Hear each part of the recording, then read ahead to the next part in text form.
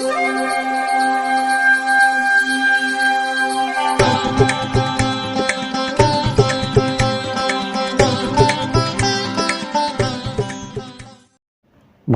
வசந்த காலம் YouTube channel வாயிலாக ஜோதிடர் சண்முகப்பிரியன், சென்னை அடையாறிலிருந்து மாதாந்திர ராசி பலன் பார்த்துட்டு வரோம். இந்த சோபக்கிருது ஆண்டு தை மாதம் எப்படி இருக்கும் அப்படிங்கிறது தான். அது தனுசு ராசிக்காரர்களுக்கு ஜனவரி 15 பிப்ரவரி 12 இந்த காலகட்டம் எவ்வாறு இருக்கும் அப்படிங்கிறத பார்க்க போகிறோம். அதற்கு முன்னாடி இந்த மாதத்துடைய கிரக நிலவரம், வருடக்கோள்கள்னு சொல்லக்கூடிய சனி பகவான், குரு, ராகு, கேது இவர்களின் நிலைப்பாடில் மாற்றமில்லை. சூரியனை மையமாக வைத்து சொல்வதே மாத பலன். உங்கள் ராசிக்குள் இருந்த சூரிய பகவான், தனு ராசிக்குள் இருந்த சூரிய பகவான் இப்போது 2ஆம் இடமான மகரத்துக்கு வந்துட்டார். தட்சிணாயனம் முடிந்து உத்தராயணம் ஆரம்பம். அதுதான் இந்த மாதத்துடைய விசேஷம். இது இப்போ தனுசு ராசிக்கு எப்படி இருக்குங்கிறத பார்க்க போகிறோம்.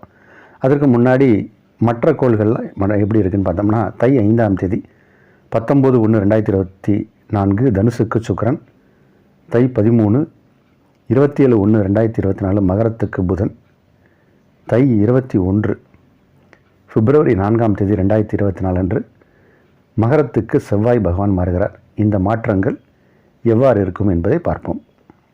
தனுசு ராசிக்காரர்களுக்கு சூரியனை பொறுத்த வரைக்கும் பாக்யாதிபதி அவர். இந்த பாக்யாதிபதி தனஸ்தானம்னு சொல்லக்கூடிய 2ஆம் இடத்துக்கு வரார். அப்போது பாக்கியங்கள் கைகூடும். பாக்கியம்னா என்ன? நாம் முற்பிறவியில் செய்த நல்வினைகள் எப்போயாவது ஒரு வாட்டி நமக்கு கைக்கு கிடைக்கணும் இல்லையா? அது அந்த மாதிரியான தசா புத்திகள் நடக்கும்போது பிறவி ஜாதகத்தில் கிடைக்கும். கோச்சார ரீதியாக சில இடங்களுக்கு நம்மளுடைய பாக்யாதிபதினு சொல்லக்கூடிய சூரிய பகவான் வரும்போது கிடைக்கும். இப்போ 2ஆம் இடத்துக்கு வந்திருக்கார்.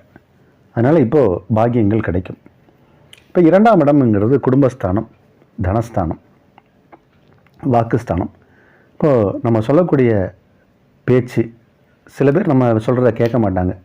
இப்போ நீங்கள் சொன்னீங்கன்னா கேட்பாங்க. அப்போது நம்மளுடைய வார்த்தைக்கு ஒரு மரியாதை கிடைக்கும், வார்த்தை எடுபடும்.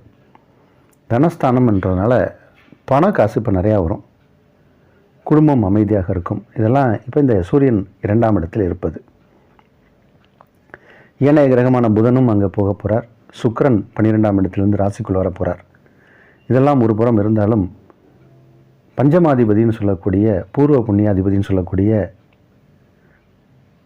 கிரகமான செவ்வாய், அவர் 2ஆம் இடம் பிப்ரவரி மாதம் 4ஆம் தேதி போய் உச்சமாக போகிறார்.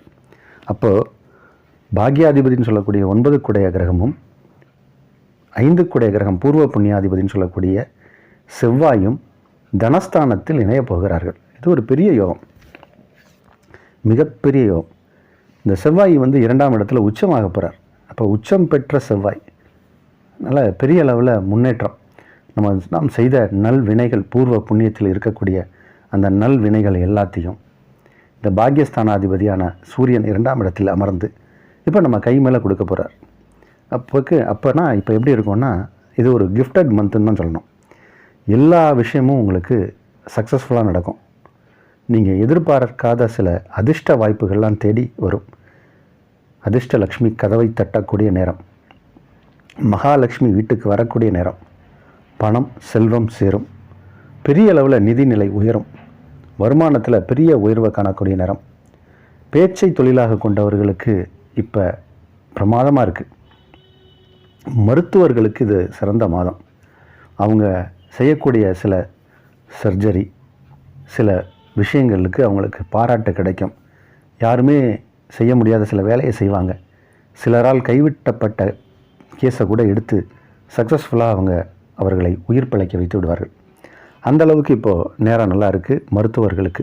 அது சித்தா, ஆயுர்வேதா, எந்த விதமான ஹோமியோபதி எதுவாக இருந்தாலும் அதில் இருக்கக்கூடிய மருத்துவர்களுக்கு இது சிறந்த மாதம். சர்வீஸ் ஓரியன்ட் ஜாப், எந்த விதமான சேவை சார்ந்த துறையில் இருப்பவர்களுக்கும் அவர்கள் சேவைக்கு ஒரு அங்கீகாரம் கிடைக்கும். அரசு துறையில் இருப்பவர்களுக்கு இது ஒரு சிறந்த மாதம். தாய் வழி உறவுகளில் ஏதாவது விரிசல்கள் ஏற்பட்டிருந்தால் அதெல்லாம் சரியாயிடும்.